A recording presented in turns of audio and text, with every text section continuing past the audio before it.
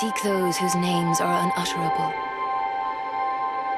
The four endowed with immense souls, so that hope will not fade away. Hello there, Seraphim17 once again. This is my Dark Souls 2 walkthrough. We've just entered Majula, and from this point onwards, I'm going to be picking up a couple of important items. We're going to be grabbing the Estus Flask, the shards. We've just got a Cleric Chime just then, and a Morning Star, and then we're going to be making our way quite promptly towards the Forest of the Fallen Giants. In the previous video I mentioned the reason why I picked this class. It was so that I could two-hand this mace immediately, because the point of my melee function in this guide will be to dual-wield clubs of any kind. I will be going with the mace because it's my favourite and it has some pretty amazing poise crush. And that is going to enable us to stunlock a lot of bosses that can otherwise be quite tricky. And for every boss that we're not going to punish with the maces, we're going to be getting hexes, and we're going to be using the Resonant Soul and Great Resonant Soul combinations. That way we have both range and punch, and it's going to allow us to pretty much brutalize any boss that we face.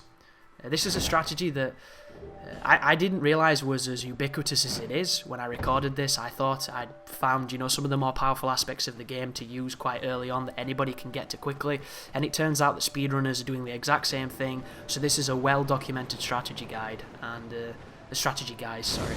So if you're wondering, oh, you're just doing the same thing as what the speedrunners are doing, at the time I didn't realize that's what everybody was doing. So yeah, just cut me some slack on that one, folks. But it is arguably the easiest way to get powerful and the easiest way to get through this game.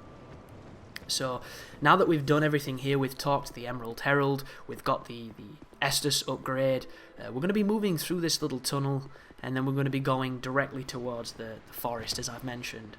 I will not be picking up a shield, guys.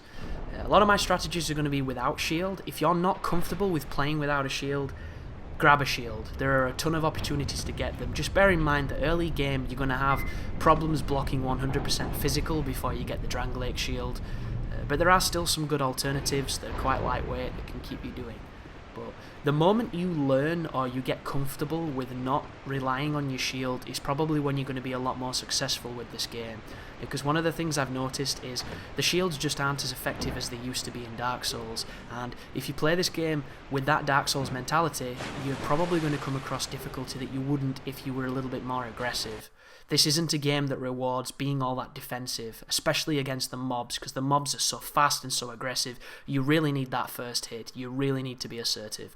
But thank you for watching, folks, and as always, you take care now.